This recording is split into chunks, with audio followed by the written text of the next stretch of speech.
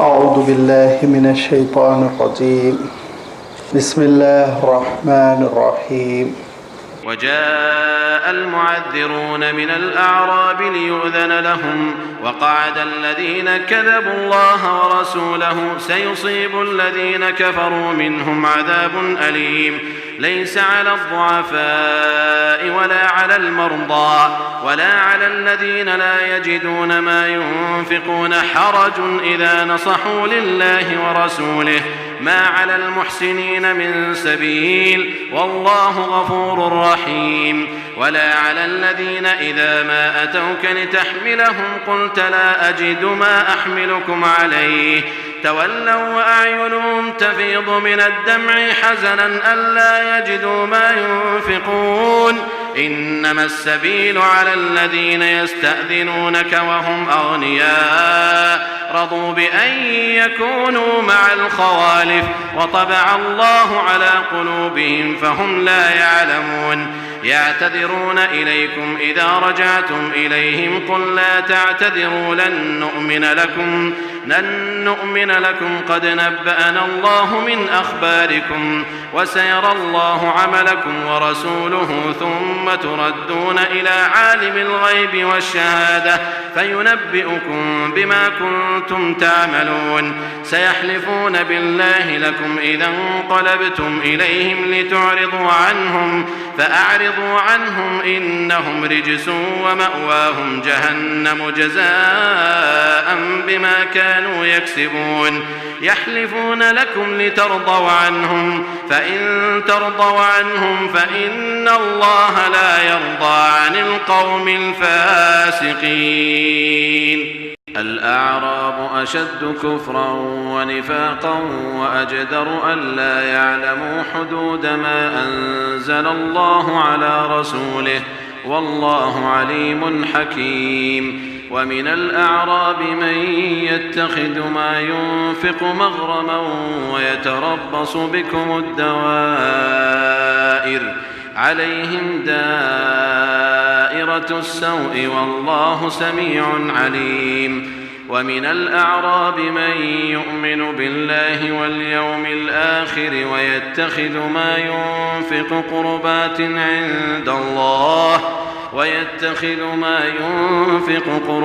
عند الله وصلوات الرسول ألا إنها قربة لهم سيدخلهم الله في رحمته إن الله غفور رحيم صدق الله العظيم الحمد لله رب العالمين والصلاة والسلام على سيد المرسلين وعلى آله وأصحابه أجمعين أما بعد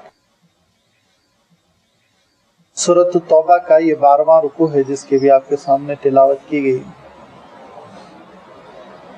इस रुकू में भी अल्लाह ताला ने पिछले रुकू की तरह और पिछली आयतों की तरह निफाक का तज़किरा फरमाया और निफाक के नतीजे में जो बदअमली जाहिर हो रही थी हुजूर अकरम सल्लल्लाहु अलैहि वसल्लम के ज़माने में, उन बदअमलियों का तज़किरा फरमाया और उन बदअमलियों का जो ठिकाना है जहन्नम और जो हशर होने वाला है उसका तज़किरा फरमाया। हुजूर अकरम सल्लल्लाहु अलैहि वसल्लम हज्जतुल विदा से वापस आने के बाद ये ऐलान फरमाते हैं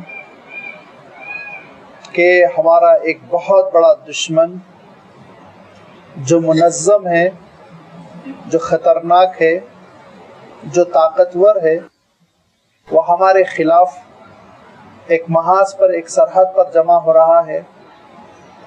उसकी तादाद बड़ी है, उसके आज़ाइम ख़तरनाक है, लिहाजा हमको तैयारी करनी है। वक्त गर्मी का है, मदीने मुनव्वरा में सख्त गर्मी पड़ रही है और एक तरफ तो मौसम की सख्ती है, दूसरी तरफ गर्मी ही में खजूर पकते हैं, फल तैयार हो रहे हैं और मदीने मुनव्वरा के लोगों की मईशत का इन्हिसार ज़्यादातर इसी खजूर की आमदनी पर था। लिहाजा आप अंदाज़ा लगा सकते हैं कि कैसी किसानों की उम्मीदें वाबस्ता रहती है, बाग वालों की उम्मीदें वाबस्ता रहती है अपने फल से। बड़ी आजमाइश की घड़ी थी, बड़ा इम्तिहानी मरहला था। फरमाया कि अब अल्लाह की राह में तुमको निकलना है, जान भी लगानी है, जान की बाजी भी लगानी है, माल भी खर्च करना है। लश्कर को ऐसा होना है कि हर आदमी जो मदीने मुनव्वरा में सेहतमंद है उसको चलना है, और सवारी, हथियार, गल्ला, कुमुक, ये सब के लिए दौलत की भी जरूरत है, माल की भी जरूरत है। चुनाचे ये वो वक्त है कि मुखलिस ईमान वालों ने अपना सब कुछ लुटा दिया, तैयार हो गए हुजूर अकरम सल्लल्लाहु अलैहि वसल्लम के साथ रवाना होने के लिए। लेकिन 70-75 लोग ऐसे हैं, या ज्यादा से ज्यादा रिवायत में आता है कि 80 लोग ऐसे हैं जो इस मौके पर माहौल को बिगाड़ रहे हैं, तबसरे कर रहे हैं, लोगों में सुस्ती और पस्ती पैदा करने की कोशिश कर रहे हैं। इन लोगों की अल्लाह ताला ने सूरत तौबा में खबर ली और इनको मुनाफिक के नाम से मौसूम किया गया, और इनके सिलसिले में अल्लाह ताला ने सख्त तरीन आयत इस सूरत में नाजिल फरमाई। इससे पहले जो आयतें गुजर चुकी हैं उसमें ये तज़किरा आ चुका है कि क्या तफसीरें कर रहे थे कि जो खर्च करने वाले खर्च कर रहे थे उनका मजाक उड़ा रहे थे, जो दिल खोल कर दे रहा था, खूब दे रहा था, उसके सिलसिले में जुमले कस रहे थे कि ये तो बस हातिम ताई की कब्र पे लात मारने चले। और जो बेचारे कम खर्च कर रहे थे, जिनकी पोजीशन ऐसी नहीं थी कि वो ज्यादा दे सकें, मुट्ठी भर कोई चीज दे रहे थे, तो उनके ऊपर मजाक करते हुए कह रहे थे कि घर में तो चिराग नहीं, मस्जिद में चिराग जलाने चले, वगैरह वगैरह। ये सारे वो तफसीर थे, बैठे कर रहे थे। अल्लाह ताला ने उसका भी तज़किरा फरमाया, और अल्लाह ताला ने इस बात का भी तज़किरा फरमाया कि हुजूर अकरम सल्लल्लाहु अलैहि वसल्लम से इनको लगाव नहीं, आप सल्लल्लाहु अलैहि वसल्लम की मदद का, आप सल्लल्लाहु अलैहि वसल्लम के हाथों को मजबूत करने का इनके अंदर जर्रा बराबर जज्बा नहीं। ये दुनिया के लिए इस्लाम का ऐलान किए हुए हैं कि जब कभी इनको दुनिया का फायदा नजर आता है, इस्लाम के झंडे तले जमा हो जाते हैं। जब कुर्बानी देने की नौबत आती है तो फिर ये खिसक जाते हैं। अब अल्लाह ताला एक तीसरी बात ये इरशाद फरमा रहा है कि अब जब आप जंग से लौट कर आएंगे तो बड़ी माजरतें पेश करेंगे और कहेंगे ये सबब था, वो सबब था जिसकी वजह से हम सफर नहीं कर सके। लिहाजा ऐसी सूरत में जबकि ये माजरतें करें तो इनके सिलसिले में ऐ नबी आपको क्या रवैया अपनाना है, ये हिदायतें नाजिल हो रही हैं। और इरशाद फरमाया अल्लाह ताला ने, वजाअल मुआतिरून मिनल अराब लियुदन लहुम, और आए आपके पास अल-मुआतिरून, उज़्र पेश करने वाले, मिनल अराब, अराब में से, लियुदन लहुम, ताकि उनको इजाजत दे दी जाए।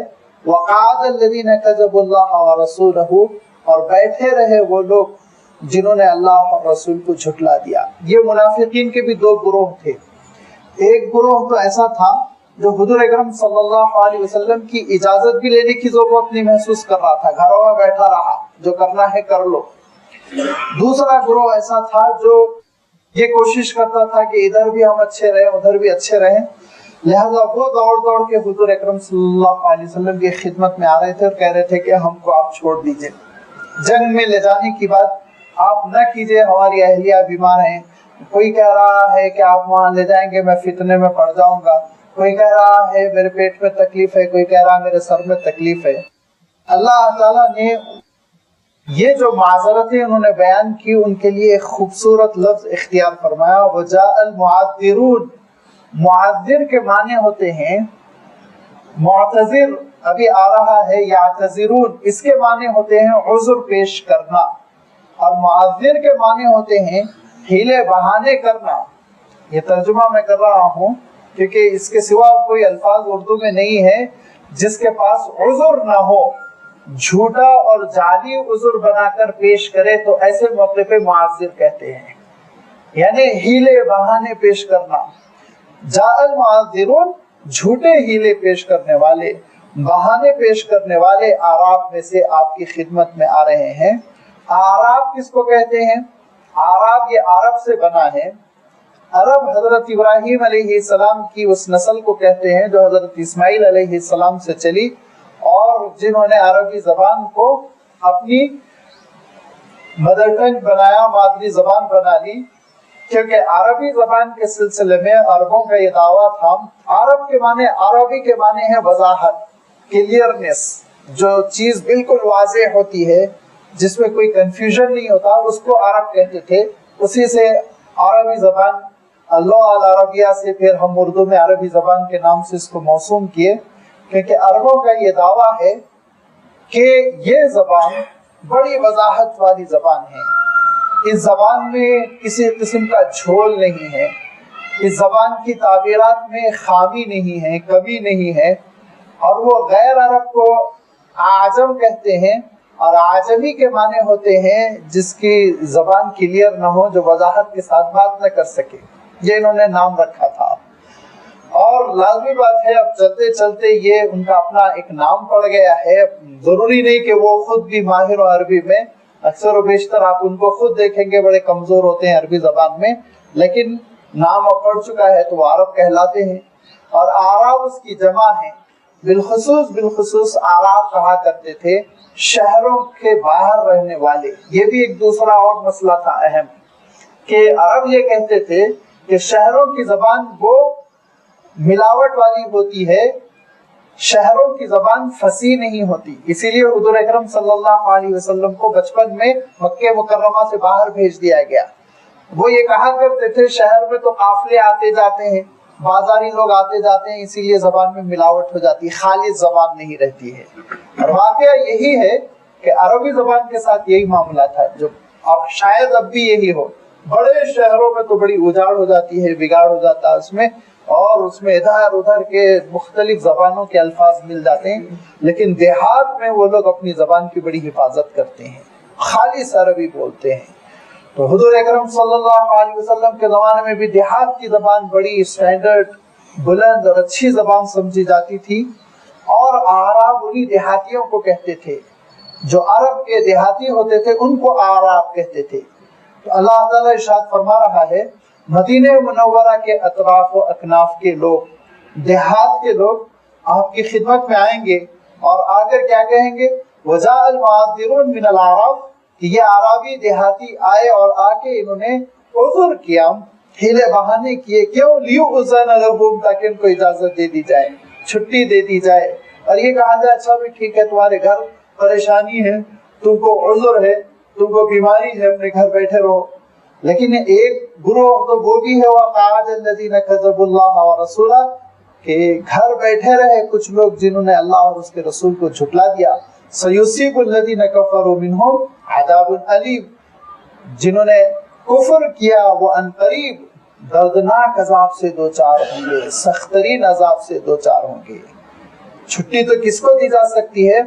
رخصت دی جا سکتی ہے ان کو جو بیمار ہوں، کمزور ہوں، نہتے ہوں، پریشان ہوں۔ فرمایا لیس علی الضعفاء ولا علی المرضى ولا علی الذین لا یجدون ما ينفقون حرج، کوئی حرج نہیں ہے ان لوگوں کو رخصت دینے میں، گھر پر بیٹھے رہنے کی اجازت دینے میں کوئی حرج نہیں ان لوگوں کو جو ضعفاء، ضعیف کہتے ہیں عربی میں کمزور کو، جو بہت کمزور ہیں، بیماری کی وجہ سے، بڑھاپے کی وجہ سے، چلنا پھرنا ان کا دوبھر، یہاں تک کہ مفسرین نے اس میں چھوٹے بچوں کو بھی مراد لیا، کم عمر بچے ہیں، جنگ میں شریک نہیں ہو سکتے۔ ولا علی المرضى، اور نہ ہی وہ جو بیمار ہیں، بیمار بھی لازمی بات ہے گھر میں بیٹھے رہیں گے، اور بیماروں کے سلسلے میں بھی رخصت رہے گی کہ وہ سفر نہ کریں تو کوئی حرج نہیں۔ ولا علی الذین لا یجدون ما ينفقون، اور ان کو بھی کوئی حرج نہیں ہے جو سفر خرچ بالکل نہیں رکھتے اور سفر کی تیاری کے لیے کوئی ان کے پاس سرمایہ نہیں، ذات سفر کچھ بھی نہیں، تو وہ گھر میں رہ سکتے ہیں، مدینہ منورہ میں رک سکتے ہیں۔ ایسا شریعت سختی کا نام نہیں ہے کہ ہر ایک کے گردن میں ڈوری ڈال کے نکال دیا جائے، رسی ڈال کے نکال دیا جائے، لیکن ایک شرط اللہ تعالیٰ نے لگا دی. وہ شرط کیا ہے؟ اذا نصحوا للہ ورسولہ، جبکہ وہ اللہ اور اس کے رسول کے لیے خیر خواہ ہوں. نصحوا، خیر خواہی کا جذبہ ہو، بھلائی کا جذبہ ہو، اچھا خلوص نیت ہو ان کے پاس، اللہ کے سلسلے میں بھی رسول کے سلسلے میں بھی. عجیب و غریب شرط ہے. وہ شرط یہ ہے کہ خلوص ہونی چاہیے بندے کے پاس. یہ خلوص کی صفت بڑی قیمتی صفت ہے. صحابہ کہتے تھے حضور اکرم صلی اللہ علیہ وسلم ہم سے بیان کیا کرتے تھے، کس بات پر؟ اس بات پر کہ النصح للہ ورسولہ ولعامۃ المؤمنین وخاصتہم، کہ ہم خیر خواہی کریں گے اللہ اور اس کے رسول کے ساتھ اور عوام کے ساتھ، خواص کے ساتھ. ایک مرتبہ حضور اکرم صلی اللہ علیہ وسلم نے ارشاد فرمایا الدین النصیحہ، دین خیر خواہی کا نام ہے، خلوص کا نام ہے، محبتوں کا نام ہے، اپنائیت کا نام ہے. تو صحابہ نے پوچھا لمن یا رسول اللہ، کس کے لیے خیر خواہی؟ تو فرمایا للہ ولرسولہ ولعامۃ المسلمین وخاصتہم، خیر خواہی اللہ کے سلسلے میں. اللہ کے سلسلے میں خیر خواہی کیا ہے؟ اخلاص. خلوص سے اخلاص جب ہو جائے گا تو یہ اللہ کے سلسلے میں انسان بالکل خلوص رکھتا ہے. اگر اخلاص نہیں ہے، ریاکاری ہے، دکھاوا ہے، تو اس کو حضور اکرم صلی اللہ علیہ وسلم یہ ارشاد فرماتے ہیں کہ چھپا ہوا شرک ہے، یہ شرک خفی ہے، یہ ارشاد فرمایا. اور یہ ارشاد فرمایا کہ اللہ تعالیٰ اسی عبادتوں سے بے نیاز ہے جس میں اللہ کے ساتھ اوروں کو بھی شریک کر لیا جائے. نماز تو پڑھ رہا ہے انسان، لیکن نماز پڑھتے ہوئے اس کی نیت یہ ہے کہ تھوڑے دن پابندی سے نماز پڑھوں تو کمیٹی کا ممبر بن جاؤں، اور 1-2 سال پابندی سے نماز پڑھوں صدر بن جاؤں، تاکہ مسجد کی ملکیاں خوب ہے، تصرف تغلب کر سکوں. تو یہ فرمایا قیامت کے دن اللہ تعالیٰ برسر عام کہے گا انا اغنی الشرکاء عن شرکہم، یہ مشرکوں کے شرک سے میں بے نیاز ہوں، یہ ارشاد فرمائے گا اللہ تعالیٰ. دکھاوے کے لیے تم نماز پڑھتے تھے، دنیا کے حصول کے لیے نماز پڑھتے تھے، جاؤ دنیا والوں سے اجر لو، میرے پاس اجر لینے کے لیے نہ ہو.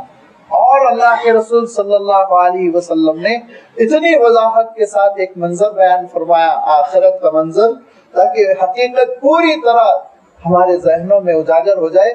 یہ ارشاد فرمایا جبکہ عدالت عظمیٰ ہوگی، عظیم الشان عدالت انصاف کی اللہ تعالیٰ کی میدان حشر میں، جبکہ میزان عمل لگ چکا ہوگا، اس موقع پہ اللہ تعالیٰ کے دربار میں ایک شخص حاضر ہوگا، خوب قرآن پاک پڑھنے والا، بڑی تلاوت کرنے والا. پوچھے گا اس سے مولا بتاؤ کیوں تلاوت کرتے تھے؟ وہ کہے گا مولا آپ کا کلام پڑھتا تھا آپ کے لیے. ارشاد فرمائے گا مجھ سے جھوٹ بولتے ہو، مجھ سے دلوں کے بھید کو چھپایا جا سکتا ہے. دنیا میں شہرت حاصل کرنے کے لیے اور اخبارات میں قاری صاحب کا نام لکھوانے کے لیے قرات کرتے تھے. فرمائے گا کہ دنیا میں جاؤ، دنیا والوں سے اجر لو، یہاں تو اس کو پیشانی کے بل جہنم میں پھینک دیا جائے، یہ حکم دے گا. دوسرا شخص آئے گا اور خوب اللہ کی راہ میں خرچ کرنے والا، اللہ کی راہ میں کیا خوب خرچ کرنے والا. اللہ تعالیٰ ارشاد فرمائے گا کس کے لیے خرچ کرتے تھے؟ وہ کہے گا مولا آپ کے لیے خرچ کرتا تھا. ارشاد فرمائے گا میرے سے دلوں کے بھید کو چھپاؤ گے؟ تم دنیا میں سخی داتا کہلانا چاہتے تھے، لہذا جو چاہیے تھا وہ تم کو دنیا میں مل گیا، اب آخرت میں کچھ ملنے والا نہیں. حکم دیا جائے گا، پیشانی کے بل جہنم میں پھینک دیا جائے گا. ایک تیسرے صاحب آئیں گے، آخری درجے کی قربانی سوچیے آپ، کہ وہ جنگ میں جہاد میں مارے گئے ہوں گے، وہ کھڑے ہوں گے اللہ کے دربار میں. اللہ تعالیٰ پوچھے گا کس کے لیے لڑتے تھے، کس کے لیے لڑتے تھے؟ وہ کہے گا اللہ آپ کے لیے. ارشاد فرمائے گا جھوٹ بولتے ہو، سورما کہلانا چاہتے تھے، پہلوان کہلانا چاہتے تھے اور شجاع کہلانا چاہتے تھے. جو کہلانا چاہتے تھے وہ تم کو مل گیا، یہاں تو سوائے جہنم کے کچھ نہیں ملے گا، لہذا پیشانی کے بل ان کو بھی جہنم میں جھونک دیا جائے گا. تو بڑی بڑی عبادتیں، تلاوت قرآن پاک جیسی عبادت، خرچ کرنا جیسی عبادت، انفاق اور شہادت جیسی عبادت ریاکاری کی وجہ سے اکارت ہو جاتی ہے، برباد ہو جاتی، کہیں کی نہیں رہتی. لہذا اللہ کے لیے خیر خواہی، اذا نصحوا للہ، اللہ کے لیے خیر خواہی یہ ہے کہ ہر چیز میں اخلاص ہو، جو عبادتیں ہیں صرف اور صرف اللہ تعالیٰ کے لیے. اور اس کے رسول کے لیے خیر خواہی کا مفہوم یہ ہے کہ رسول کی مکمل اطاعت ہو، رسول کی پوری فرما برداری ہو۔ لازمی بات ہے حضور اکرم صلی اللہ علیہ وسلم کی خیر خواہی حضور اکرم صلی اللہ علیہ وسلم کے زمانے میں بھی آپ صلی اللہ علیہ وسلم کے دین کے سپورٹ کا نام تھا۔ حضور اکرم صلی اللہ علیہ وسلم نے نہ کبھی اس کا اعلان کیا، نہ کبھی اس خواہش کا اظہار کیا، بلکہ اس کے برعکس اعلان کیا کہ حضور اکرم صلی اللہ علیہ وسلم کو تحفے بھیجے جائیں، سپورٹ کیا جائے، مال دولت سے نوازا جائے۔ نعوذ باللہ، اس سے تو بہت بلند و بالا تھے۔ اللہ کے رسول کے ساتھ خیر خواہی یہ ہے کہ پورے خلوص کے ساتھ حضور اکرم صلی اللہ علیہ وسلم کے دین کی مدد کی جائے، سپورٹ کی جائے، اور اس کی شکل یہ کہ حضور اکرم صلی اللہ علیہ وسلم کی سنتیں زندہ کی جائیں۔ اسی لیے اللہ کے رسول صلی اللہ علیہ وسلم ارشاد فرماتے ہیں کہ جس وقت میری سنتیں مٹائی جائیں گی، اس وقت میری ایک سنت کو جو زندہ کرے گا اس کو شہیدوں جیسا اجر ملے گا۔ لہذا اللہ کے رسول صلی اللہ علیہ وسلم کی پیروی اور اتباع یہ ہے حضور اکرم صلی اللہ علیہ وسلم کے ساتھ خیر خواہی۔ اس آیت میں تو یہ دو ہی لفظ ہے، اذا نصحوا للہ ورسولہ، لیکن حدیث میں حضور اکرم صلی اللہ علیہ وسلم نے بار بار ایمان والوں کا اور مسلمانوں کا تذکرہ فرمایا کہ الدین النصیحہ، دین تو خیر خواہی کا نام ہے، اس کے ساتھ اللہ اور اس کے رسول، اور عام اور خاص مسلمانوں کے ساتھ۔ مسلمانوں کے ساتھ خیر خواہی کیا ہے؟ ان کے ساتھ خلوص کے ساتھ معاملات کرنا، ان کے ساتھ حسن ظن رکھنا، برا ظن نہ رکھنا، بری بدگمانی نہ کرنا ان کے سلسلے میں کہ وہ دشمن ہیں، مجھے ہلاک کرنا چاہتے ہیں، میری بربادی کے خواہاں ہیں۔ ایسی بدگمانیاں پالنا ہی نہیں، دل صاف ستھرا رکھنا اور اللہ تعالیٰ پہ معاملہ چھوڑنا کہ اگر کوئی خیر خواہ نہیں ہے اور اگر کوئی دل میں بغض و عداوت رکھتا ہے تو اللہ تعالیٰ حفاظت فرمانے والا ہے، اور ان کا بغض، ان کی عداوت سے کوئی نقصان نہیں پہنچ سکتا اگر اللہ کا حکم نہ ہو۔ لہذا اللہ پر اعتماد رکھتے ہوئے دل کو صاف رکھنا، اور دل صاف رکھنے کے لیے حضور اکرم صلی اللہ علیہ وسلم نے عملی نسخہ عنایت فرمایا۔ حضور اکرم صلی اللہ علیہ وسلم کے آپ ارشادات پڑھیں تو آپ دیکھیں گے وہاں ایک دور کا گول اور ایک ٹارگٹ دور کا بتا کر چھوڑ دیا گیا، ایسا ہرگز نہیں، بلکہ حضور اکرم صلی اللہ علیہ وسلم ہمیشہ اپنے ارشادات میں پہلی سیڑھی کیا ہے، پہلا زینہ کیا ہے، وہ بھی ارشاد فرما دیتے ہیں۔ یہ نہیں کہ تم کو 100 منزل پر قیام کرنا ہے، یہ کہہ کے چھوڑ دیا گیا، ارے 100 منزل پر کیسے پہنچیں گے؟ اس کے لیے آپ صلی اللہ علیہ وسلم نے لفٹ بھی بتا دی، زینہ بھی بتا دیا۔ فرمایا کہ ایمان والوں کے ساتھ تال میل اچھا رہے، تعلق اچھا رہے، اس کے لیے میں تم کو ایک عملی نسخہ دیتا ہوں، ارشاد فرمایا۔ وہ عملی نسخہ کیا ہے؟ نہ تم کو اس میں روپیے خرچ کرنا ہے، نہ اس میں تم کو محنت کرنی ہے، اور نہ کہیں اوپر چڑھنا ہے نہ نیچے اترنا ہے۔ ارشاد فرمایا کہ دیکھو سلام کو عام کرو، دلوں میں محبت رہے گی۔ فرمایا السلام علیکم جو کلمہ دیا گیا ہے، فرمایا اللہ کے رسول صلی اللہ علیہ وسلم نے کہ ہر آنے والے ایمان والے کو تم سلام کرتے رہو، اور اس سے تم دیکھو گے کہ محبت پھیلے گی۔ حضور اکرم صلی اللہ علیہ وسلم ارشاد فرماتے ہیں ایمان والوں کی آپس میں محبت بہت قیمتی ہے، اور یہ محبت کیسے پیدا ہوگی؟ فرمایا دیکھو سلام کو عام کرو، افشاء السلام علی من عرفت وعلی من لا تعرف، جانتے ہو تب بھی سلام کرو، نہیں پہچانتے ہو تب بھی سلام کرو۔ یہ شرط نہیں کہ وہ تمہارے گروپ کا ہو، یہ شرط نہیں کہ وہ تمہاری تحریک کا ہو، تمہارے ادارے کا ہو، تمہارے مدرسے کا ہو، تمہاری جماعت کا ہو، ہرگز نہیں، ہر ایک کو سلام کرو۔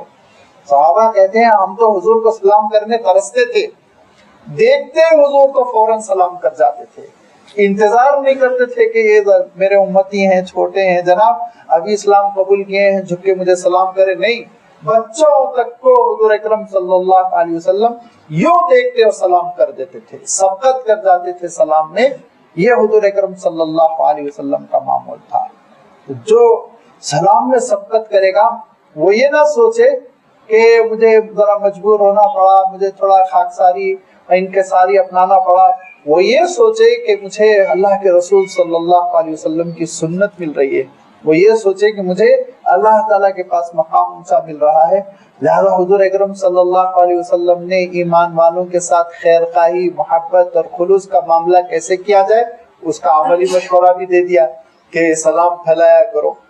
اللہ تعالیٰ ارشاد فرماتا ہے کہ بیمار لوگ اور کمزور لوگ گھروں میں بیٹھے رہ سکتے ہیں، لیکن شرط یہ ہے کہ ان کے دل میں خلوص، اخلاص ہونی چاہیے. اللہ سے اخلاص ہو، رسول کے ساتھ خلوص ہو.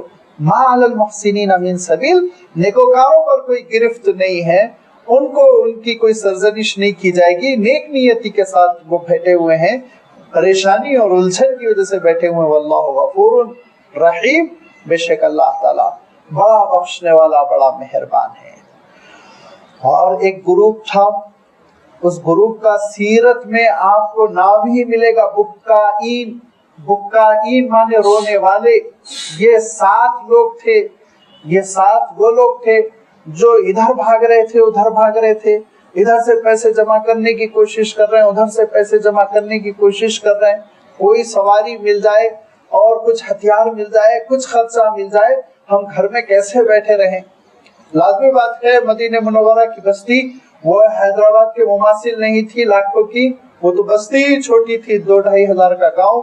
اور 2-2.5 ہزار لوگوں میں آپ جانتے ہیں کہ کچھ لوگ تو منافقین ہیں، کچھ یہودی ہیں، اور جو مسلمان ہیں اس میں ایک تعداد مہاجرین کی ہے جو خود پریشان حال ہیں، بہت زیادہ ان کے پاس دولت نہیں. لہذا ان لوگوں کو کچھ نہیں مل رہا تھا، یہاں تک کہ دوڑتے دوڑتے حضور اکرم صلی اللہ علیہ وسلم کی خدمت میں آئے. حضور اکرم صلی اللہ علیہ وسلم کی خدمت میں آئے تو کیا ہوا؟ وَلَا عَلَى الَّذِينَ إِذَا مَا أَتَوْكَ لِتَحْمِلَهُمْ، اور ان پر کوئی گرفت نہیں، ان کی کوئی سرزنش نہیں، ان کی کوئی باز پرس نہیں کی جائے گی اے نبی جو آپ کے پاس آئے تھے. لِتَحْمِلَهُمْ، تاکہ آپ ان کو سوار کر دیں، ان کو آپ سواری دے دیں، اونٹ دے دیں، گھوڑا دے دیں، اور وہ اللہ کی راہ میں نکل سکیں.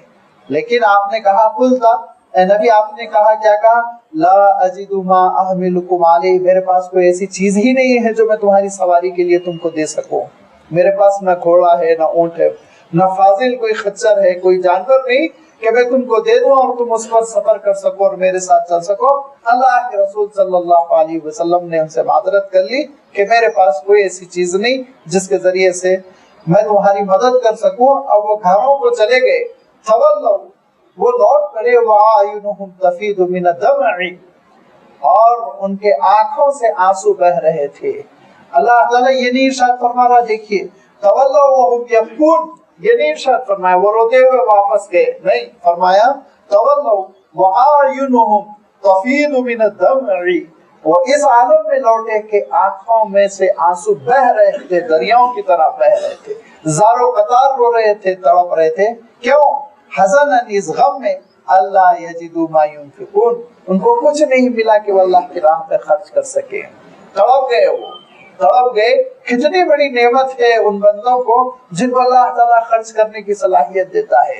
حضور اکرم صلی اللہ علیہ وسلم کی خدمت میں کچھ لوگ آئے، غریب صحابہ آئے، اور آ کر انہوں نے حضور اکرم صلی اللہ علیہ وسلم کی خدمت میں عرض کیا، اللہ کے رسول، اللہ نے جن کو عنایت فرمایا وہ تو بہت آگے ہیں، بہت آگے، خوب خرچ کرتے ہیں، خوب ان کو اجر ملتا ہے، ہم بہت پیچھے ہیں، اللہ کے رسول ہم کیا کریں؟ حضور اکرم صلی اللہ علیہ وسلم نے ارشاد فرمایا، ایک تدبیر بتا دیتا ہوں، ایسی تدبیر بتا دیتا ہوں جس کے کرنے کے بعد تم کو خوب خرچ کرنے کا اجر ملے گا. کہا اللہ کے رسول بتائیے. وہ کیا تدبیر ہے؟ فرمایا دیکھو، ہر نماز کے بعد تم 33 مرتبہ سبحان اللہ کہو، 33 مرتبہ الحمدللہ کہو، 33 مرتبہ اللہ اکبر کہو، اور اخیر میں کہو لا الہ الا اللہ وحدہ لا شریک لہ ولہ الملک ولہ الحمد وہو علی کل شیء قدیر. یہ 100 کمپلیٹ کر دے گا. یہ تم لوگ جاؤ اپنا لو، خوب اجر ملے گا، خرچ کرنے کا اجر ملے گا. ہفتے 2 ہفتے کے بعد پھر آئے یہ حضرات، آ کے ان لوگوں نے کہا اللہ کے رسول آپ نے جو مشورہ ہم کو دیا تھا وہ امیر لوگوں کے کان میں بھی پڑ گیا، وہ لوگ بھی یہ پڑھنا شروع کر دیے. تو حضور اکرم صلی اللہ علیہ وسلم ارشاد فرماتے ہیں کہ ذهب اہل الدثور بالاجور، میں کیا کر سکتا ہوں کہ اللہ تعالیٰ نے ان کو نعمت عنایت فرمائی اور وہ اجر لے کر آگے بڑھ رہے ہیں، تو اس کو تھوڑی روکا جا سکتا ہے، اس کو تھوڑی روکا. ایک نعمت ہے جو اللہ تعالیٰ کی جانب سے ملتی ہے. خرچ کرنا اللہ تعالیٰ کی راہ میں. اور یہ نعمت نہیں ملی تو یہ 7 صحابہ ہے تڑپ تڑپ کر رو رہے ہیں, ایسا رو رہے ہیں کہ آنکھوں سے آنسو سوکھتے نہیں. اور ان کا نام دے دیا گیا, آپ کسی بھی سیرت کی کتاب اٹھا کر دیکھیں گے, بکائین من الصحابہ, رونے والے 7 صحابہ. یہ روتے ہوئے اپنے گھروں کو گئے, کیوں؟ حزنن, اس غم میں, اللہ یجدوا ما ينفقون, کہ وہ بیچاروں کے پاس کچھ نہیں ہے رسول پر خرچ کریں, اللہ کی راہ میں خرچ کریں. تڑپ گئے اور غمزدہ ہو گئے, رنجیدہ ہو گئے. یہ ہے جب بندے کے اندر ایمان راسخ ہو جاتا ہے تو کوئی عبادت چھوٹنے پہ وہ ایسے تڑپ جاتا ہے. حالانکہ یہ عبادت وہ بیچاروں کے اختیار میں نہیں تھی, اختیاری طور پر انہوں نے نہیں چھوڑی, اللہ تعالیٰ نے خود اس پوزیشن میں ان کو نہیں رکھا. اللہ کی مرضی, وہ یہ بھی کہہ سکتے تھے نا, اللہ کی مرضی, اللہ آپ نے نہیں دیا تو ہم کیا کریں گے, لیکن نہیں, ان کا جذبہ یہ تھا. اور ان کے اس رونے کی وجہ سے کیا کروڑوں کروڑ کا ان کو اجر ملا ہوگا, آپ اندازہ کیجئے. اس تڑپ کی وجہ سے اور اس غم کی وجہ سے جیسے گھر میں میت ہو گئی ہو, حزنن اللہ یجدوا ما ينفقون, کہ رو رہے تھے وہ کہ نہیں ہے ہمارے پاس کوئی ایسی چیز جو ہم اللہ کی راہ میں خرچ کریں. اور ایسے لوگوں کی کوئی گرفت نہیں. اللہ تعالیٰ ایسے لوگوں سے تھوڑی باس پرس کرے گا. باس پرس کس سے کرے گا؟ انما السبیل علی الذین یستأذنونک وهم اغنیاء, غنی ہوتے ہوئے اے نبی پیترے بدل رہے ہیں, حیلے بہانے کر رہے ہیں, کہہ رہے ہیں کہ بیٹی کی شادی کے لیے اٹھا کے رکھا ہے, کوئی کہہ رہا ہے کہ آفات سماوی میں پریشانی نہ ہو جائے اٹھا کے رکھا ہے, کوئی کہہ رہا ہے بیٹا جوان ہو جائے تو اس کو تجارت پر لگانے کے لیے اٹھا کے رکھا ہے لیکن خرچ نہیں کرنا چاہتا. ایسے لوگوں پہ ارشاد فرمایا کہ سرزنش ہے, ان سے اللہ تعالیٰ باس پرس کرے گا. انما السبیل, سبیل کس پر ہے؟ سبیل کے معنی اصلاً تو راستے کے ہوتے ہیں, لیکن عربی کا ایک استعمال ہے جس کا مفہوم ہو جاتا ہے کہ ان کو گرفت کرنے کا راستہ, ان کی سرزنش, ان کی پکڑ کا راستہ صرف انہی کے لیے ہے جو اجازت لے رہے ہیں نہ خرچ کرنے کی, سفر میں نہ نکلنے کی. وہ اغنیاء, جبکہ وہ غنی ہے. اور رضوا بأن يكونوا مع الخوالف, یہ خوش ہو گئے, راضی ہو گئے کہ گھر میں بیٹھے رہنے والی عورتوں کے ساتھ بیٹھے رہیں. وطبع اللہ علی قلوبہم, اللہ نے بھی ان کے دلوں پہ مہر لگا دی. فہم لا یعلمون, کبھی وہ علم حاصل نہیں کر سکتے, حقیقت کو نہیں سمجھ سکتے. یعتذرون الیکم اذا رجعتم الیہم, جواب ان کی جانب لوٹ کر آتے ہیں, یہ عذر بیان کرتے ہیں. قل لا تعتذروا, آپ کہیے کہ عذر بیان کرنے کی کوئی ضرورت نہیں. لن نؤمن لکم, ہم تمہاری بات کی ہرگز تصدیق نہیں کریں گے, نہیں یقین کریں گے تمہارے بہانوں پر. کیوں؟ اس لیے نہیں یقین کریں گے کہ قد نبأنا اللہ من اخبارکم, اللہ تعالیٰ نے تمہاری اطلاعیں ہم کو دے دی, تمہارا پول اللہ تعالیٰ کھول چکا ہے. اب کیا تم سچے ہو جھوٹے ہو تحقیق کریں گے؟ اللہ تعالیٰ بتا رہا ہے کہ رضوا ان یکونوا مع الخوالف, عورتوں کے ساتھ بیٹھے رہنے کو انہوں نے اپنا شعار بنا لیا, اس پہ یہ راضی اور خوش ہو گئے. جب اللہ تعالیٰ تمہاری اطلاع دے چکا ہے, تمہارا بھید کھول چکا ہے, تو اب تم سے کیا معذرت ہم قبول کریں گے. اب رکو, تم انتظار کرو. کیا؟ وَسَيَرَ اللَّهُ عَمَلَكُمْ وَرَسُولُهُ, اب ان قریب اللہ تعالیٰ تمہارے اعمال کو دیکھ لے گا اور رسول بھی دیکھ لے گا. ثُمَّ تُرَدُّونَ, پھر تم لوٹائے جاؤ گے إِلَىٰ عَالِمِ الْغَيْبِ وَالشَّهَادَةِ, غیب اور حاضر کے علم رکھنے والی ذات کی طرف, اللہ تعالیٰ کی طرف. فَيُنَبِّئُكُمْ بِمَا كُنْتُمْ تَعْمَلُونَ, تو جو کچھ تم دنیا میں کر رہے ہو اس کی وہ تم کو اطلاع دے گا, بتلائے گا دنیا میں کون سا کام کس جذبے کے ساتھ کر رہے تھے. یہ احساس بندے کے اندر اگر پیدا ہو جائے, عالم الغیب والشہادہ کی میں نگاہ میں ہوں, اس پروردگار کی نگاہوں میں ہوں, جو جس طرح میری آواز نکلتی ہے تو جانتا ہے, ایسے ہی میرے دل کے دھڑکنے کو بھی سمجھتا ہے, دیکھتا ہے. جو ظاہر کو بھی جانتا ہے, جو غیب کو بھی جانتا ہے, اور غیب اور ظاہر اس کے لیے دو الگ الگ حقیقتیں نہیں, دونوں اس کے لیے یکساں ہیں, اس کے لیے دونوں چیزیں یکساں ہیں. لہذا میں کس جذبے کے ساتھ کون سا کام کر رہا ہوں یہ خود دنیا میں اپنا جائزہ لے لوں گا اور حساب لے لوں گا. ارشاد فرمایا کہ دیکھو اس حقیقت کو سمجھ لو. کیا؟ تردون, لوٹائے جاؤ گے, لامحالہ لوٹائے جاؤ گے. کدھر؟ الی عالم الغیب والشہادہ, کہ اس ذات کی طرف جو غیب اور حاضر دونوں سے واقف ہے. اور جب لوٹائے جاؤ گے, وہاں پہنچ جاؤ گے, फयुनब्बिउकुम, तो वो तुमको इत्तिला भी देगा तुम्हारे करतूतों की, तुम्हारे अमाल की। अभी मैंने हदीस कोट की, बुखारी और मुस्लिम की हदीस है, जिसमें हुजूर अकरम सल्लल्लाहु अलैहि वसल्लम ने 3 लोगों को बतौर मिसाल बयान फरमाया। सोचिए हम भी अल्लाह ताला के दरबार में खड़े हुए होंगे और वो पूछेगा कि फला काम किस नियत से किया था, फला काम किस नियत से किया था, तो फिर उस वक्त जवाब देते न बन पड़ेगी, कैसी मुसीबत हो जाएगी। ये अलग बात है, वो सत्तारुल उयूब है और उसकी रहमतों से हमको उम्मीद है कि वो हमारा बेड़ा पार कर देगा। हमको उम्मीद है, हम दुआएं करते हैं इज्ज़ और इंकिसारी के साथ उसके दरबार में दरखास्त करते हैं कि हल्के फुल्के हिसाब पर इक्तिफा करे, हिसाबन यसीरा जिसको कहते हैं। लेकिन आप सोचिए वो हिसाब लेने पर आ जाए तो हम 24 घंटे का हिसाब नहीं दे सकते, 24 घंटे का हम हिसाब अल्लाह ताला के दरबार में नहीं दे सकते। लिहाजा ये एहसास बंदे के अंदर पैदा हो जाए हुजूरी का, जिसको कितने प्यारे अंदाज में अल्लाह ताला ने बयान फरमाया कि नमाज बड़ी मुसीबत है, बड़ी मुसीबत है। सुबह सुबह उठ के पढ़ो, नमाज बड़ी मुसीबत है। शादी में शरीक हो रहे हैं, बड़ी इस्तरी रगड़ रगड़ के कपड़े पहने हुए हैं, अब इशा की नमाज पढ़ो, कपड़े खराब होने का अंदेशा हो रहा है, फंक्शन में स्टेज पे बैठना है, दूल्हे के अब्बा है, आज तो वीडियो बनेगी, फोटो खींची जाएगी, नमाज पढ़ेंगे, शेरवानी में सेल आ जाए। लेकिन फरमाया, लेकिन उन लोगों के लिए नमाज गिरा नहीं है। किन लोगों के लिए? इरशाद फरमाया कि नमाज उन लोगों के लिए गिरा नहीं है, अल्लज़ीना यज़ुन्नूना अन्नहुम मुलाक़ू रब्बिहिम, जो ये समझते हैं, जिनको इस बात का एहसास है, जिसको इनका इस बात का यकीन है कि वो अपने मौला और परवरदिगार से मुलाकात करने वाले हैं। जब उनको ये यकीन होगा दिल में कि मौला से मुलाकात करना है, तो वो चाहेंगे कि मौला के सामने शर्मिंदगी ना हो, पूरी दुनिया के सामने चाहे शर्मिंदगी हो जाए। अपने हबीब हकीकी के सामने, जिसकी मोहब्बत में सजदा करता है, पेशानी रगड़ता है, उसके सामने शर्मिंदगी ना हो। दुनिया से क्या लेना है। लिहाजा ऐसे लोगों का आलम ये कि बड़ी नफीस शेरवानी पहने हुए प्लेटफॉर्म पर 70 साल पुराना वाक़या है बुजुर्ग का, और नमाज का वक्त हो गया और थोड़ा सा प्लेटफॉर्म बारिश की छींटों की वजह से वो कीचड़ आलूद हो रहा था। उन्होंने शेरवानी उतारी और उसको बिछाया जानिमाज के तौर पर, उस पे खड़े होकर आराम से नमाज पढ़ ली। क्या नमाज थोड़ी कज़ा हो सकती है, शेरवानी गंदी हो सकती है। ये हकीकी वाक़या है मेरे दोस्तों।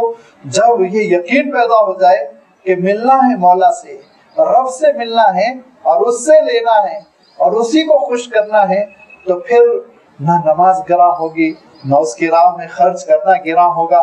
लिहाजा फरमाया तुम यकीन कर लो इस बात का, सुम्मा तुरद्दूना इला आलिमिल गैबि वश्शहादा फयुनब्बिउकुम बिमा कुंतुम तामलून सयहलिफूना बिल्लाहि लकुम इज़ अनक़लबतुम इलैहिम लितुरिदू अन्हुम। ये अनकरीब कसमें खाएंगे ए नबी आपके सामने जब आप लौट कर जाएंगे मदीने मुनव्वरा। क्यों? लितुरिदू अन्हुम, आप मुंह फेर लें, अवॉइड कर दे, माफ कर दे, अच्छा भाई जाओ ठीक है, घर में बैठे रहे, अच्छा तुम्हारे घर में तबीयत खराब थी, जाओ ठीक है, अच्छा तुम्हारे पैर में दर्द था, जाओ ठीक है। अल्लाह ताला इरशाद फरमाता है इतनी परेशान होने की जरूरत ही क्यों है इनको। फारिदू अन्हुम, इतना प्यारा अंदाज है नबी, मुंह फेर लीजिए, मुंह फेर लीजिए, खत्म किस्सा। क्या जरूरत है माजरतें पेश करने की? यूं ही है नबी, आप बगैर किसी माजरत के उनसे मुंह फेर लीजिए। नबी का मुंह फेर लेना उनके हक में क्या होगा, आप जरा सोचिए। सोचिए, इरशाद फरमाया कि नबी की दुआ तो मोमिन के लिए नजात का जरिया है, और नबी का किसी उम्मती से मुंह फेर लेना, सोचिए इससे बढ़कर क्या नाकामी हो सकती, इससे बढ़कर क्या बदकिस्मती हो सकती। इरशाद फरमाया आप उनसे मुंह फेरिए। क्यों? इन्नहुम रिज्सुन, गंदे हैं ये लोग। इसके सिवा मैं तर्जुमा कर नहीं सकता हूँ रिज्सुन का। अल्लाह ताला इरशाद फरमाता है गंदे हैं ये लोग, बदअमली के साथ इबादतें करते हैं, अल्लाह ताला को धोखा देना चाहते हैं, दिल में निफाक का रोग पालते हैं, और फिर उसके बाद से तीसमारखा अपने आप को समझते खेच और ज़बानी के जरिए से मुस्लिम माशरे में अच्छा मकाम हासिल कर लेंगे। ये गंदे हैं, नापाक है, गलीज है, ये छोड़ दीजिए, आप मुंह फेर लीजिए इनसे। वमाअवाहुम जहन्नम, इनका आखिरी ठिकाना जहन्नम है। जज़ाअम बिमा कानू यक्सिबून, जो कुछ कर रहे हैं उसके बदले में उनको ये जहन्नम दी जाएगी, जहन्नम में झोंक दिया जाएगा। यहलिफूना लकुम लितरदू अन्हुम, के मुसलमानों के सामने ये कसम खा रहे हैं ताकि मुसलमान राजी हो जाएं, खुश हो जाएं। फ़इन तरदू अन्हुम फ़इन्नल्लाह ला यरदा अनिल कौमिल फ़ासिकीन, اگر اے مسلمانوں تم ان سے خوش بھی ہو جاؤ اور راضی بھی ہو جاؤ تو یاد رکھو اللہ تعالیٰ ان فاسقوں سے کبھی راضی ہونے والا نہیں۔ نبی کے خلاف جو راستہ اپناتے ہیں وہ اللہ کے پاس بہت ہی ناپسندیدہ قرار پاتے ہیں۔ ارشاد فرمایا کہ وَمَن يُشَاقِقِ الرَّسُولَ مِن بَعْدِ مَا تَبَيَّنَ لَهُ الْهُدَىٰ وَيَتَّبِعْ غَيْرَ سَبِيلِ الْمُؤْمِنِينَ نُوَلِّهِ مَا تَوَلَّىٰ وَنُصْلِيهِ جَهَنَّمَ، جو نبی کے راستے سے ہٹ کے راستہ اپناتا ہے تو ہم اس کو اسی رخ پر آگے بڑھنے دیتے ہیں یہاں تک کہ نُصْلِيهِ جَهَنَّمَ، اس کو جہنم میں داخل کر کے ہم چھوڑتے ہیں۔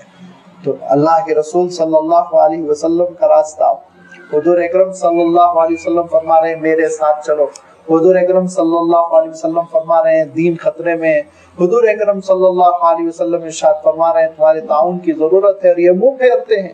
تو ارشاد فرمایا ایسے فاسقوں سے تو کبھی مولا خوش نہیں ہو سکتا، ہمیشہ کے لیے ان کے قسمت میں پھٹکار لکھی جا رہی ہے۔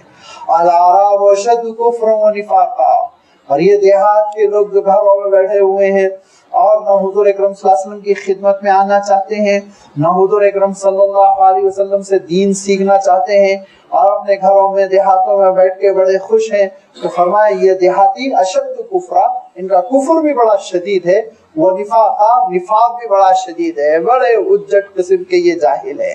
وَأَجْدَرُ أَلَّا يَعْلَمُ حُدُودَ مَا أَنزَلَ اللَّهُ عَلَىٰ رَسُولِهِ، اللہ نے اپنے رسول پر جو کچھ نازل کیا اس سے ناواقف ہونے میں یہ زیادہ آگے ہیں، یہ سزاوار ہیں، ماحول نے ان کو ایسا بنا دیا کہ دین جو کچھ اور دین کے حدود حلال و حرام یہ جو کچھ نازل ہو رہا ہے اللہ کے رسول پر اللہ کی جانب سے، اس سے یہ ناواقف ہے۔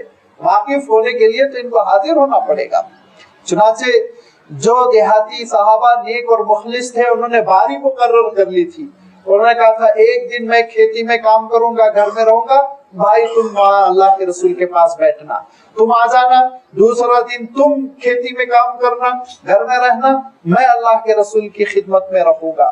باریاں مقرر کر لی تھی تاکہ اللہ کے رسول صلی اللہ علیہ وسلم سے دین حاصل کر سکیں، اور جو چھٹکارا پانا چاہتے تھے، نہیں عمل کرنا چاہتے تھے، وہ اپنے گھروں میں بیٹھے ہوئے اور کہہ رہے ہیں کہ ہمارے پاس دین نہیں آیا تو ہم کیا کریں۔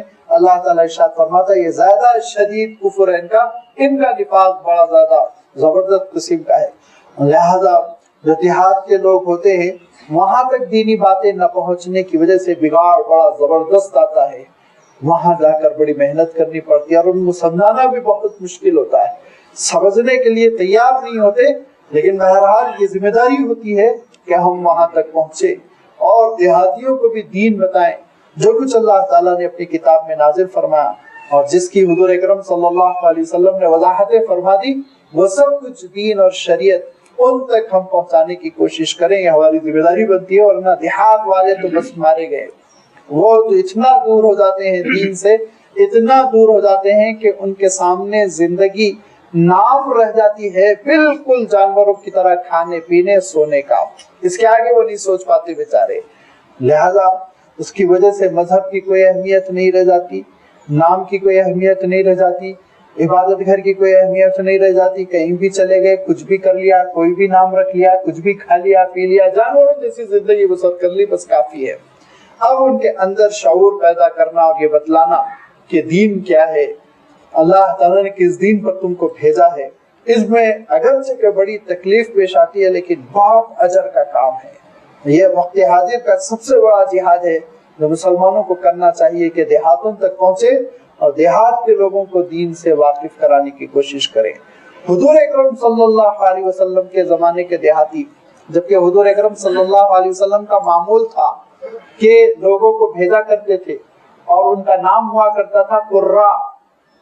قرہ احادیث کے ذخیرے میں آپ کو یہ تذکرہ ملے گا کہ قرہ کی جماعت، قرہ کے معنی پڑھانے والے، سکھانے والے، جماعت بھیجتے تھے آپ صلی اللہ علیہ وسلم۔ کبھی کبھی حضور اکرم صلی اللہ علیہ وسلم نے 18 لوگوں کو بھیجا، جاؤ اس دیہات میں کام کرو۔ کبھی کبھی حضور اکرم صلی اللہ علیہ وسلم نے ایک دو صحابہ کو بھیجا، جاؤ کام کرو۔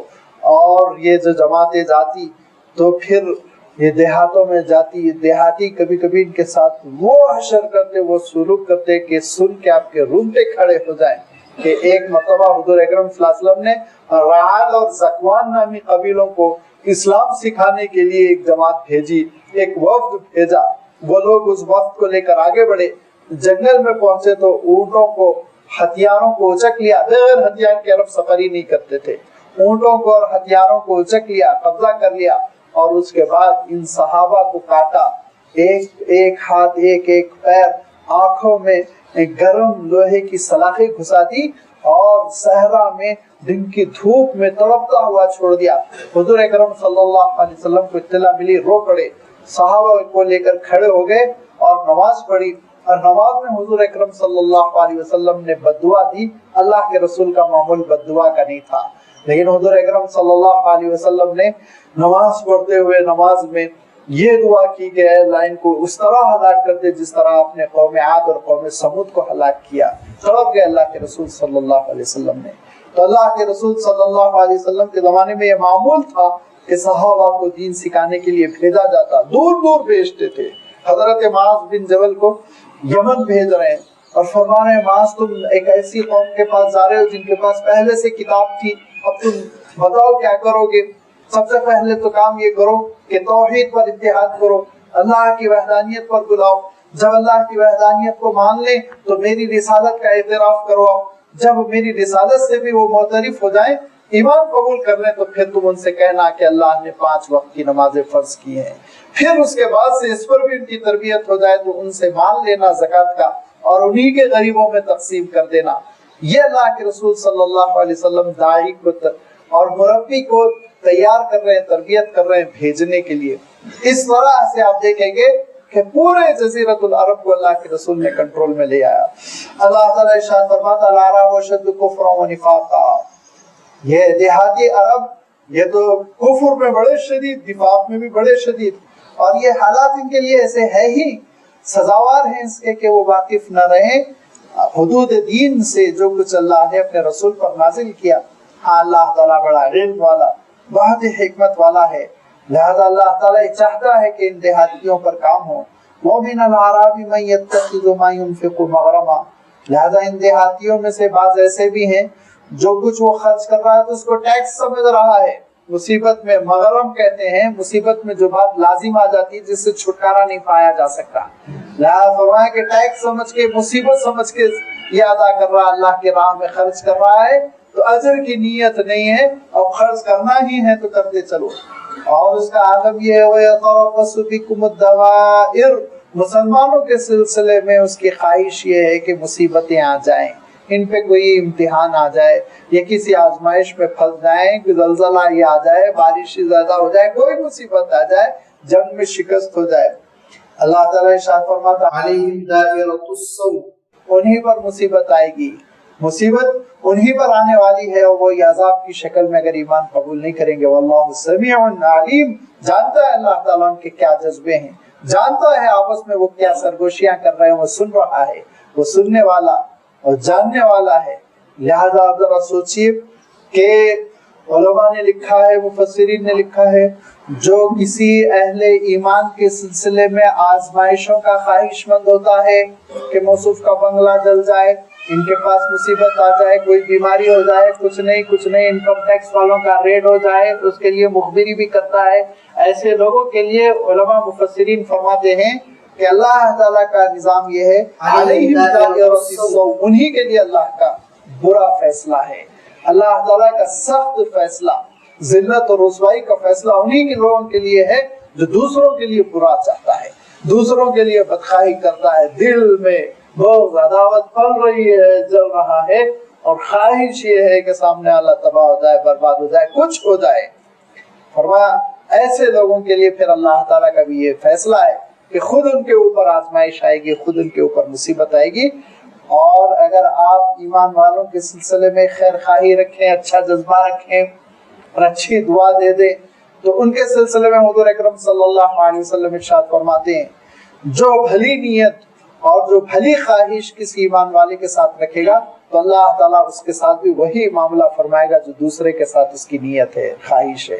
اور اگر دعا کر دے اے اللہ ان کے ساتھ خیر کا معاملہ فرمائیے، اے اللہ ان کو ترقی کی دیجیے، تو فرمایا اللہ کے رسول صلی اللہ علیہ وسلم کہ اللہ تعالیٰ ایک فرشتے کو مسلط کرتا ہے اور وہ فرشتہ دعا میں کہتا ہے وَلَكَ مِثْلُ ذَلِكَ، اللہ اس کو بھی اسی طرح عنایت فرمائیے جو اپنے دوسرے مومن بھائی کے لیے دعا کر رہا ہے۔ کسی مومن بھائی کے لیے آپ نے دعا کر دی کہ اللہ ان کو آپ قرضوں سے نجات دے دیجئے، ان کو آپ فراغی عطا کر دیجئے، تو فرشتہ آپ کو دعا دے گا اے اللہ اس کے بھی قرضوں کو آپ ختم کر دیجئے، اس کو بھی آپ فراغی دے دیجئے۔ یہ معاملہ ہوگا۔ طور مثال میں کہہ رہا ہوں، جو آپ اچھی نیت اپنے ساتھیوں کے سلسلے میں رکھیں گے ویسا معاملہ اللہ تعالیٰ آپ کے ساتھ فرمائے گا۔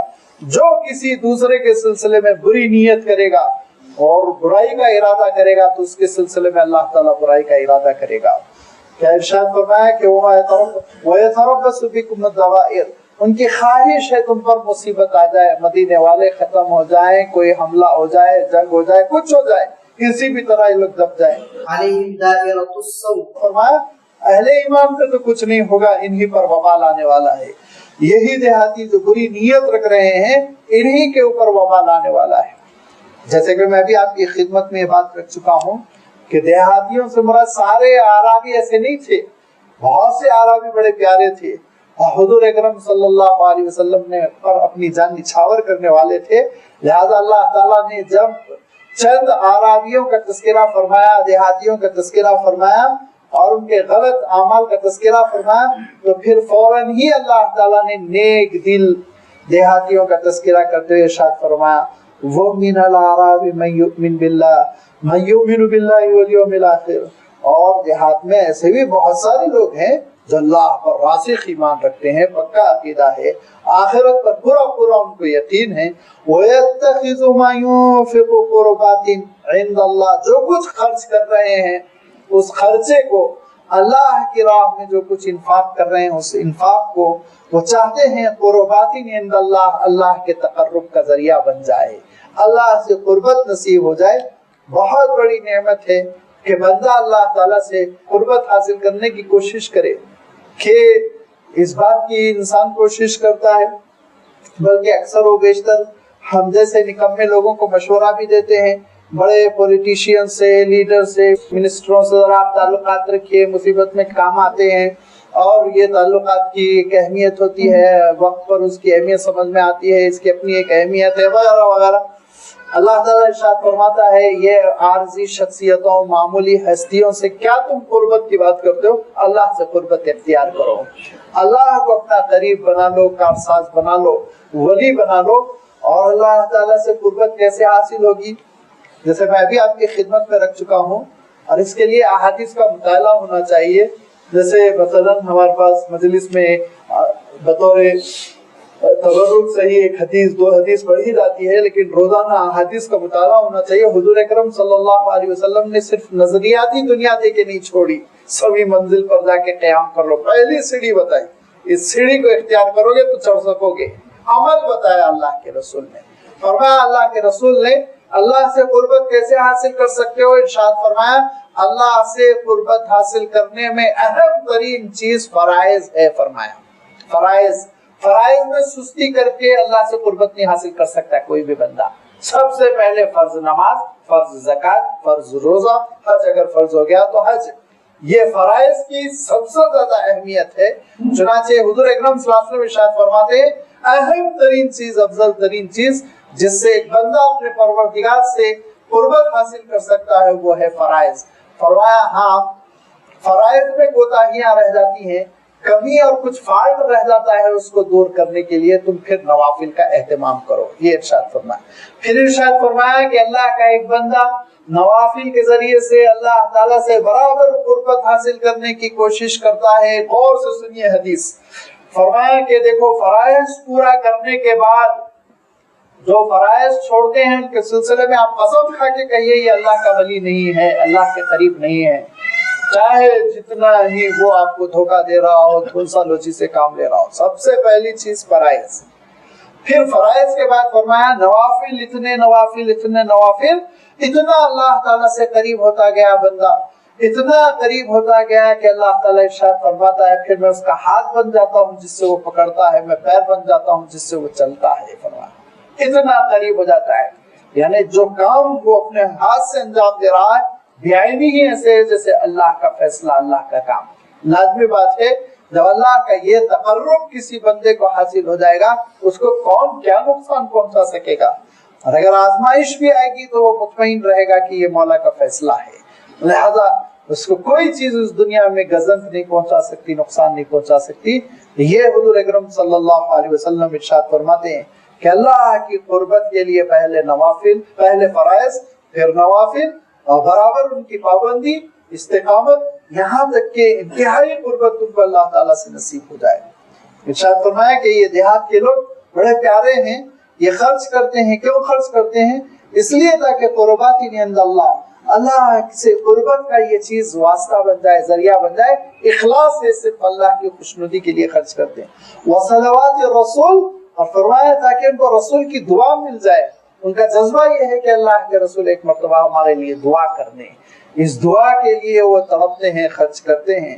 تو فرمایا جب بیچارے خلوص کے ساتھ, نیک نیتی کے ساتھ کر رہے ہیں تو الا انہا قربت لہم, یہ ان کی قربت کا ذریعہ ہے, اللہ تعالیٰ ضرور ان کو اپنے سے قریب کرے گا. اور قریب کرے گا تو کیا کرے گا؟ ارشاد فرمایا دوسری جگہ, یہاں بھی اسی کو دوسرے الفاظ میں ارشاد فرمایا کہ عند ملیک مقتدر, وہ اقتدار والے ملیک کے, بادشاہ کے پاس رہیں گے, اللہ تعالیٰ کے قریب میں جنت میں رہیں گے. سیدخلہم اللہ فی رحمتہ, ان قریب اللہ تعالیٰ ان کو اپنی رحمتوں میں داخل کر لے گا.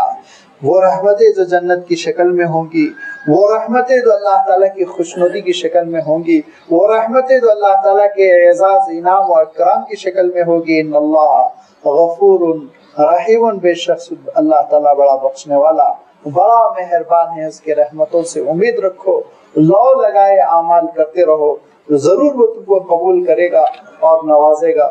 وآخر دعوانا ان الحمد للہ رب العالمین.